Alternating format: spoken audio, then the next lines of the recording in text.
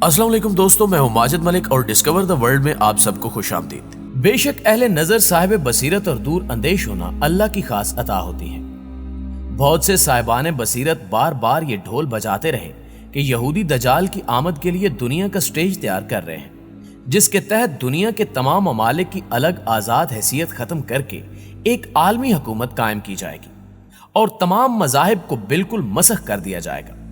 बिलखसूस दीन मुबीन इस्लाम के खिलाफ इन दजाली कुव्वतों का सबसे जोरदार इकट्ठ होगा और इस्लाम के खिलाफ इनका सबसे बड़ा शैतानी वार होगा। लेकिन अफसोस बचना तो दरकिनार, हमारी कौम के बेशतर लोग अब भी दजाली फितने से मुतल्लिक बातों को झूठ का पलंदा करार देते हैं। जब ये सयूनी छुप कर दजाल के लिए वन वर्ल्ड हुकूमत के कयाम, डिजिटल करेंसी के निफाज, बीमारियां और वबाएं फैलाकर दुनिया को ब्लैक मेल करने और इंसानी आबादी कम करके दजाल के काबू में लाने की बातें करते थे, तब से कुछ अल्लाह के बंदे बार बार तंबीह कर रहे हैं, लेकिन अक्सर लोग मानने को तैयार नहीं। लेकिन अब ताजा तरीन जारी होने वाली इकोनॉमिस्ट मैगजीन की कवर पिक्चर ने पूरी दुनिया को हिलाकर रख दिया है, क्योंकि इस पिक्चर में एक आलमी हुकूमत यानी दजाली हुकूमत बनाने का ऐलान कर दिया गया है, जिसके मुताबिक दुनिया में सिर्फ एक ही हुकूमत होगी जो हर हद तक दजाल और उसके चेलों की पैरवी करेगी। इस तस्वीर में यह भी दिखाया गया है कि कैसे पूरी दुनिया से अचानक करेंसी नोट्स और बैंकिंग के निजाम का खात्मा हो जाएगा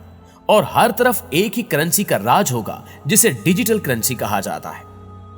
आज आप देख लीजिए कि यहूदी ज़ायनिस्ट खुल्लम खुल्ला नए मसीहा यानी दजाल की आमद के ऐलानात कर रहे हैं। जैसे इस्राएली रब्बी ने कहा था कि मैं अनकरीब मसीहा से मिलने जाने वाला हूं। फिर इस्राएल के ही वजीर सेहत ने कहा कि कोरोना जैसी वबा से अब हमें हमारा मसीहा ही आकर निजात दिलवाएगा। जबकि एक बार कैनेडियन वजीर आजम गॉर्डन ब्राउन ने कहा था कि दुनिया को अब एक ही मरकजी हुकूमत की जरूरत है।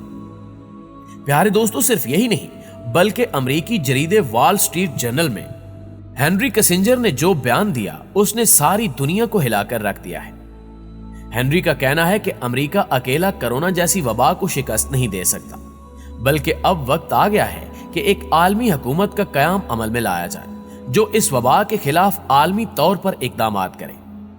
याद रहे कि यह कोई मामूली बयान नहीं है, क्योंकि हेनरी किसिंजर खुफिया सयूनी डीप स्टेट की चंद बड़ी और इंतहाई बाअसर शख्सियात में से एक है।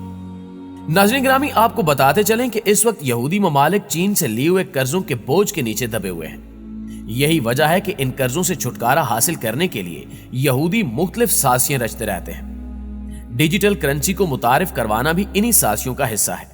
लिहाजा अब चीन को तमाम वाजिबुल अदा कर्जों से इनकार करने के बाद ये इब्लीस के बच्चे खुद नई डिजिटल करेंसी का इजरा करेंगे, जिसके ना तो कोई ज़खायर किसी दूसरे मुल्क के पास होंगे और ना ही कोई रिकॉर्ड या कंट्रोल किसी दूसरे मुल्क के पास होगा। और चूंकि ये यहूदी अपने तमाम हलीफों समेत चीन को कर्ज वापस न करने का फैसला बैनुल अक़वामी अदालत से ले चुके होंगे, इसलिए वो चीन को किसी किस्म की कोई डिजिटल करेंसी भी वापस नहीं करेंगे।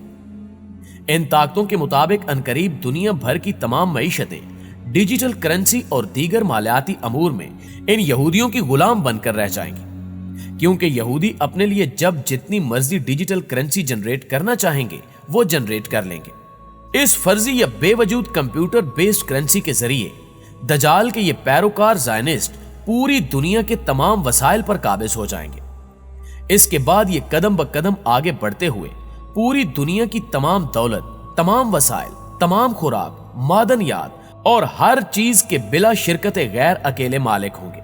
और जिस डिजिटल करेंसी से दुनिया भर से ये सब कुछ खरीदेंगे, वो करेंसी भी इन्हीं के हाथों का खेल होगी। ये जब जितनी चाहेंगे कंप्यूटर में डिजिटल करेंसी बना लेंगे और दुनिया को बेवकूफ बनाकर इस अलामती बेवजूद करेंसी से दुनिया की अजनास खरीदेंगे। अब ना कोई अपनी अलमारी के खुफिया खानों में नकदी छुपाएगा और ना ही बिलों की अदायगी के लिए नोट लिए फिरता रहेगा। दरअसल ये नया निजाम हम सबको बैंकों का गुलाम बना देगा। हम जब भी अपने कार्ड से कोई अदायगी करेंगे वो इससे पैसा बनाएंगे। वाज़ेह रहे कि ये सब बातें अनकरीब पूरी दुनिया में रूनुमा होने वाली हैं, क्योंकि हालिया यहूदी मैगजीन में भी इस बात की तरफ वाज़ेह इशारा मिलता है। और सयूनी ताकतों की पुरानी आदत है कि ये अपनी खुफिया चालें मुख्तलिफ फिल्मों और मैगजीन्स के जरिए बता देते हैं। اس کے علاوہ اس میگزین کی کور پکچر میں ایک عالمی حکومت کی جانب بھی اشارہ دیا گیا ہے۔ یہ وہ حکومت ہوگی جس میں تمام حکمران دجال کے ہی پیروکار ہوں گے۔ اس نظام کو رائج کرنے کے لیے کئی سالوں سے کوششیں جاری ہیں، لیکن اب اس نظام کا باقاعدہ اعلان بھی کر دیا گیا ہے۔ شروع سے ہی دجال کے آنے سے پہلے دجال کے ایجنٹ ایک نیا نظام اس دنیا میں نافذ کرنا چاہتے ہیں، اور اس کے لیے 1992 میں اس نظام کو نیو ورلڈ آرڈر کے نام سے اس دنیا میں متعارف کروا دیا گیا تھا۔ یہ ایک ایسا مذہب ہے جس کی بنیاد انسانی خواہشات پر قائم ہے، اور پھر جیسا کہ ہم نے بتایا کہ عالمی ادارے پوری دنیا میں اس نظام کو رائج کرنے کے لیے متحرک ہوئے، اور یقیناً ہر ذی نفس کو یہ سوچ کر حیران ہونا چاہیے کہ 1992 کے بعد زندگی کے ہر شعبے میں کس قدر تیزی کے ساتھ تبدیلی آئی ہے۔ ظاہری طور پر یہ نظام دنیا کی اقتصادی حالت سے تعلق رکھتا ہے، لیکن اس نظام کو ایک ضابطۂ حیات کے طور پر مسلط کیا گیا ہے، اور حقیقتاً اس نظام کے راستے میں اخلاقیات اور دینی لحاظ سے اسلام ہی واحد رکاوٹ تھا۔ اس لیے اسلام کو ہی اپنے راستے سے ہٹانے کے لیے اور اسلام کی تعلیمات کو یکسر ختم کرنے کے لیے زیادہ سے زیادہ زور دیا گیا، جو اس شیطانی اور دجالی نظام کے راستے میں رکاوٹ بن سکتی تھی۔ ان اداروں کا مقصد لوگوں کی طرز زندگی کو مکمل طور پر اس نئے نظام کے سانچے میں ڈھالنا تھا۔ اس کے بعد تمام دنیا کی فوجوں کو اسی نظام کی حفاظت کے لیے وہاں تعینات کر دیا گیا، اور اب دنیا کے تمام ممالک اس نئے مذہب کی شریعت پر عمل کرنے کے پابند ہیں، ورنہ ان کو دہشت گرد قرار دے کر پتھر کے دور میں پہنچا دیا جاتا ہے۔ بات کو مکمل طور پر سمجھنے کے لیے یہودی اداروں کی مشروبات کو ہی لے لیجئے۔ ان کا استعمال لازمی ہو چکا ہے، لہٰذا اگر کوئی ملک ڈاکٹر حضرات کی رائے سے ان کے زہریلے نقصانات کو دیکھتے ہوئے ان مشروبات پر پابندی لگانا چاہے تو کوئی بھی حکومت ایسا نہیں کر سکتی، خواہ اس کے لیے اس ملک پر پابندیاں ہی کیوں نہ عائد کرنی پڑے۔ اس دجالی مذہب کے مطابق کوئی متوسط طبقہ نہیں ہوگا، صرف حاکم اور محکوم ہوں گے، اور تمام قوانین دنیا کی سچی عدالتوں میں ایک جیسے ہوں گے۔ ان قوانین پر عمل درآمد ایک عالمی پولیس اور متحدہ عالمی فوج کے ذریعے تمام سابقہ ممالک میں ہوگا، لیکن کسی طرح کی کوئی قومی سرحدیں نہیں ہوں گی۔ اس مذہب کا نظام ایک فلاحی ریاست کی بنیادوں پر استوار ہوگا، اور جو ایک عالمی حکومت کے مطیع و فرما بردار ہوں گے انہیں زندہ رہنے کے تمام تر وسائل سے نوازا جائے گا، جبکہ جو لوگ بغاوت کریں گے وہ بھوکے مر جائیں گے یا باغی قرار دے دیے جائیں گے، اور ان کو جو بھی چاہے قتل کر سکے گا، اور آتشی اسلحہ یا کسی قسم کا بھی ہتھیار رکھنا بالکل ممنوع ہوگا۔ اس نظام میں صرف ایک مذہب کی اجازت دی جائے گی جو ایک عالمی کلیسا کی شکل میں ہوگا، جو 1920 سے وجود میں آ چکا ہے۔ شیطانیت، ابلیسیت اور جادوگری کو ایک عالمی حکومت کا نصاب سمجھا جائے گا، اور ایک ایسی صورتحال کو تشکیل دیا جائے گا جہاں فرد کی آزادی کا کوئی تصور نہ ہو، اور اس کے علاوہ کسی قسم کی جمہوریت، اقتدار اعلیٰ یا اور انسانی حقوق کی آزادی نہیں ہوگی۔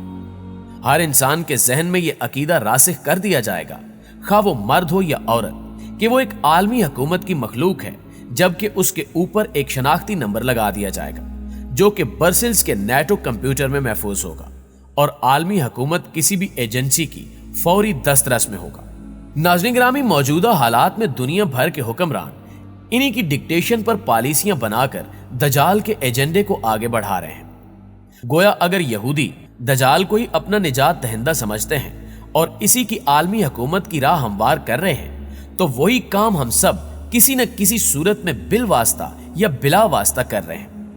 گویا ہر طرف دجال کا غلبہ بڑھ رہا ہے۔ اگر کوئی کسر رہ گئی ہے تو وہ صرف دجال کے ظاہر ہونے کی ہے۔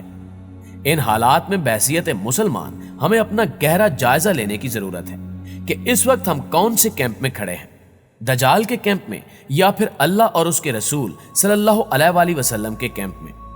اللہ تعالی ہم سب کو اس دجالی فتنے کو سمجھنے اور اس سے بچنے کی توفیق عطا فرمائے، آمین ثم آمین۔